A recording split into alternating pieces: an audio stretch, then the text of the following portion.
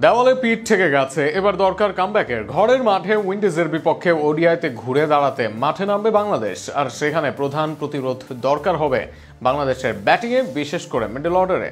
আর সেই জায়গায় মোসাদ্দেক, আফিফ হতে পারেন দলের সমাধান। সব মিলিয়ে উইন্ডিজের বিপক্ষে ডাক পাবেন কি এই দুজন ডাক পেলে কিভাবে উপকৃত হবে বাংলাদেশ দল, সব নিয়ে বিস্তারিত থাকছে প্রতিবেদনে। ওডিআই ক্রিকেটে বাংলাদেশ এর আগে হেরেছে, জিতেছে। ওডিআই স্ট্যাটাস পাওয়ার পর দীর্ঘদিন জয়হীন থেকেছে বাংলাদেশ। এরপর একসময় ওডিআই ক্রিকেটে বড় বড় দলের মাথা ব্যথার কারণ ছিল টাইগাররা। অথচ সেই টাইগাররা আফগানদের বিপক্ষে 200 রানে হারছে ম্যাচ, অল আউট হচ্ছে 100 রানের নিচে। 3 ম্যাচ মিলিয়ে টাইগাররা যা রান করছে সেটা এক ইনিংসেও করে অনেক দল। আফগানিস্তানের মতো দলের বিপক্ষে ওডিআইতে এই চিত্র বাংলাদেশের এই ফরম্যাটের দৈন্যতাকে তুলে ধরে। অনেকে বলতে পারেন বাংলাদেশের এই ফরম্যাটে নিউ ফেজ চলছে, তবে সত্যটা হচ্ছে এই ফরম্যাটে খেলার মতো বাংলাদেশের কাছে নেই সেই মানের খেলোয়াড়, আর যে কারণে আবারও স্মরণ পুরনোদের।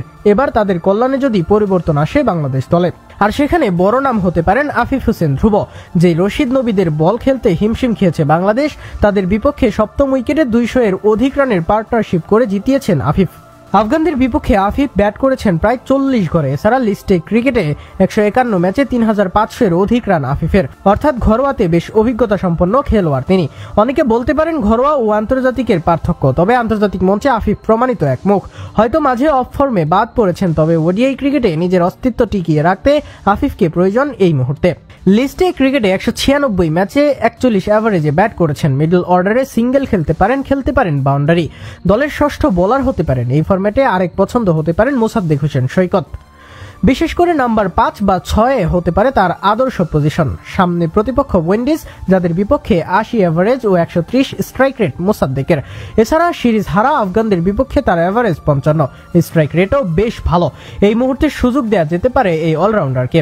সব মিলিয়ে মিডল অর্ডারে বড় দায়িত্ব বাংলাদেশের। ওপেনাররা হয়তো কম বেশি করছেন, সাইব বা লিটনরা মাঝে মাঝে জ্বলে উঠছেন, তবে এই ফরম্যাটে বাংলাদেশের শক্তির জায়গায় ছিল মিডল অর্ডার। আরও একবার সেই মিডল অর্ডারের শক্তির জন্য এবার আফিফ, মোসাদ্দেকদের দিকেই চেয়ে থাকতে হবে বিসিবিকে, কেননা স্বল্পমেয়াদী এর চেয়ে ভালো সমাধান নেই বাংলাদেশ ক্রিকেট বোর্ডের কাছে।